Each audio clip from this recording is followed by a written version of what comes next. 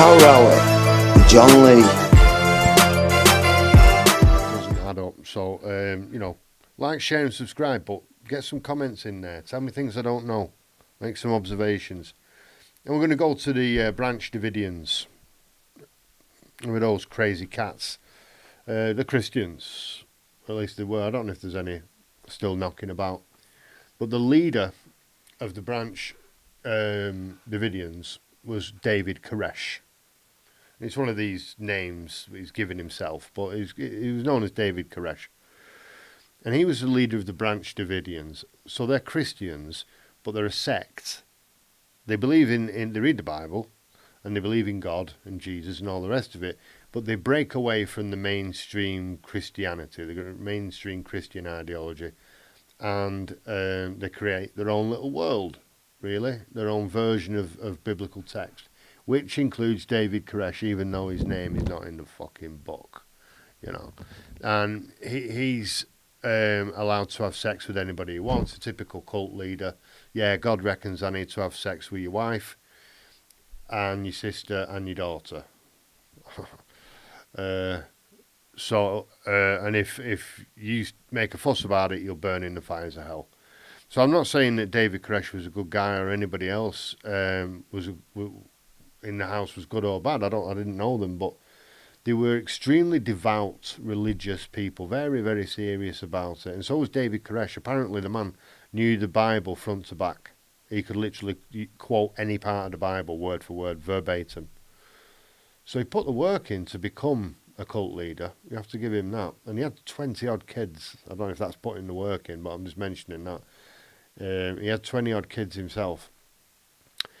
So, and they were collecting guns, which, is not illegal, but there's a sequence of these things happening. If you look at the Ruby Ridge situation, that was similar and equally horrific. But what the government did, what the ATF did, the FBI and the military, is just absolutely sickening. All right, you've got this guy in there, and maybe he's got too many guns. He's collecting too many guns, but he's living in the arse end of nowhere. All right, maybe he's got too many guns. Okay, maybe he's even a paedophile. Maybe he's sleeping with kids.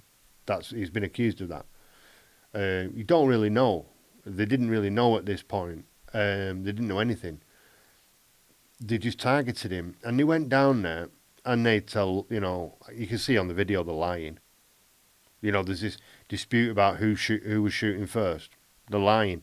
The ATF and the FBI are lying because they're behind cars firing. They just start firing from behind the police cars, and there's no bullets hitting the police cars, smashing the windows, hitting the ground. They've got gravel at the feet. The gravel's not bouncing up. There are no bullets coming at them. It's just them shooting bullets through wooden walls.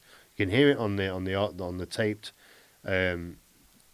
phone calls between the negotiator and one of the top boys in there, not David Koresh, one of his top helpers. And he's saying, stop shooting, stop firing bullets through the walls. We've got kids in here. They won't. They carry on doing it. And shots were, I think, fired back by the Branch Davidians, just by a few members. I think most people just wanted it to end. They had kids in there. The phone calls are horrible to listen to. They're begging for their lives, And then the crazy bastards, the ATF and the military and the FBI, they get a tank and they start smashing into the house with a tank, which is all on film. And they're smashing through the wooden walls of this house with a tank. And you can see flames coming out at the end of it as well. It's modified. You can see flames coming out at the end of the tank. And they set the place on fire. Now, they tried to say the Branch Davidians did it. They burnt themselves. Nah. You can see what they're doing. They're ramming the place with a tank. If you're looking who is most likely here to do something crazy and psychotic, well, I reckon the guys who were ramming the house with the fucking tank are high on my list of suspects there.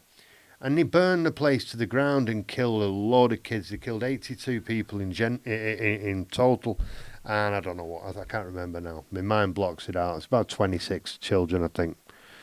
and they all died, and they were firing canisters in there, tear gas canisters and all kinds of stuff, which is highly flammable apparently, and just set the place up, and you can just see it's an inferno.